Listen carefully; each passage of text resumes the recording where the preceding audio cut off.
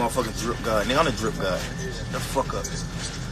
Yo, what's good, everybody? Mr. Fantastic Hip Hop back here with a brand new video. And today we're going to be reviewing the hottest album in the world right now, Young Thug's Punk. Now, after over 2 years of anticipation and waiting and excitement, trap visionary Young Thug is finally back with his second studio album, Punk. Now, through 20 brand new tracks, the 30-year-old barrages listeners with his creativity and showmanship, but his unfiltered idea flow makes this LP one of the messiest in his elusive catalog.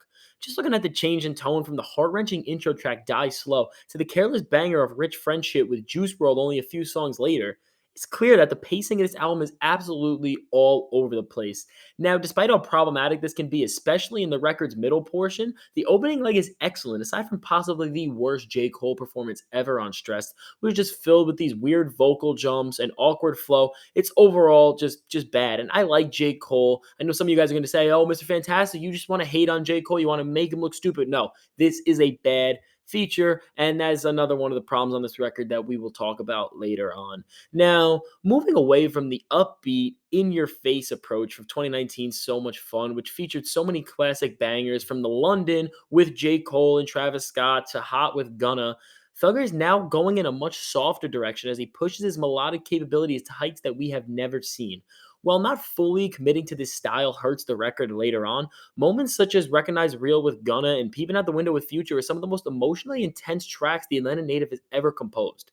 Out of all the cuts displaying this level of excellence, Stupid Slash Asking is the definite standout between his passive yet commanding guitar riffs, transcending vocals, Tyler the Creator-esque beat switch. Just overall, this track is just a pure master vision from Thug, and the story about, Thug bouncing perspectives between a girl and himself and his Thug's own cheating, talking about his own cheating from an outside perspective, it is absolutely brilliant. This is honestly like one of Young Thug's best songs, like top 10 for sure. It is absolutely beautiful. Now, unfortunately, this is the best song on the album, and nothing really does come close. And, following this song up, the middle portion of this record, as I said, is just an absolute shitstorm, and it messes up the surrounding ideas of the great introduction and the strong finish. Now, songs like Living It Up with Post Malone and ASAP Rocky rightfully depict what the opening leg and the super melodic side of Thug as a whole set out to achieve, yet moments following this up, such as Yeah Yeah Yeah, undermine this sentiment by adding unnecessary ingredients to an otherwise promising formula. As I mentioned earlier, Young Thug not fully committing to this melodic style plagues the project, which no moment embodies better than Insure My Wrist. From the lifeless vocals to the instrumental, which sounds like something Rod Wave would use on a B-side project. Yes, Rod Wave B-side beats. That's like burgers that McDonald's is selling because they don't want to, sell them to their customers. They're throwing them out of the dumpster. I don't know. But this song's only saving grace is a depleted verse from Gunna. Imagine relying on Gunna to save the day of a track. I mean, that in itself should tell you enough. And I don't hate Gunna, but I mean, it's Gunna. And there's already like 3 Gunna features on this album, and this is like the worst one. So we're getting the bottom of the barrel Gunna performance, a terrible performance from Thug, and one of a Rod Wave type beat. Young Thug, it really sounds like Young Thug typed in Rod Wave type beat on YouTube to get this. It's overall just a very frustrating track, and it just makes you ask, why is this not, why didn't this get cut? And that's a problem with this record. Obviously 20 songs, it's hour and 4 minutes of runtime. There's a lot of moments that just should not have been here. Bubbly with Drake and Travis Scott, despite sounding so amazing, it would have fit perfectly on So Much Fun, Slime Language too, but it just has absolutely no purpose here. It undermines the ideas, the preluding moments, and the moments that come after. It makes no sense here. And now, out of all these songs, no song is worse than Scoliosis with Lil Double O, which this just sounds like a shitty mixtape song that is no place on any Young Thug album. I mean, it's intense, it's in your face, but it's just annoying. And then, hearing Thug talk about all these, emotional themes, his paranoia in such a heartfelt manner, in such a heartfelt style, and then just jump to, what sounds like it could have been on any Thug project over the last 10 years, just again, confusing, makes you scratch your head. Now, fortunately, the record finds its footing back with songs like Road Rage, 58 Dead, and Dropping Jewels.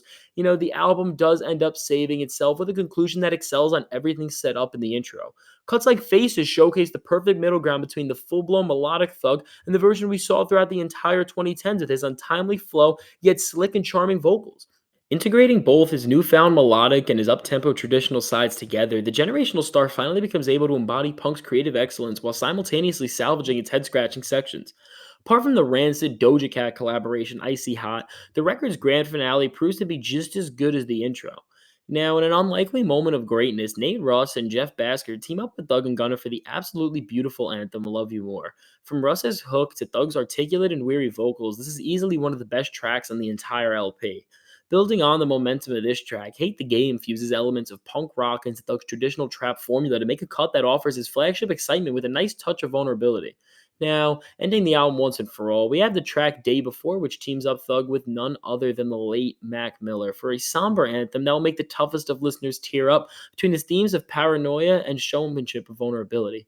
Now, with the knowledge that the song was recorded the day before Mac passed away, Punk ends alluding to the ideas it opens up on. And I mean, this track was recorded right around the time of the swimming era, obviously, as it was the day before Mac Miller died. You can really hear that. You can hear that cautious optimism in his voice. You can hear that he's hopeful despite all of the pain that he went through.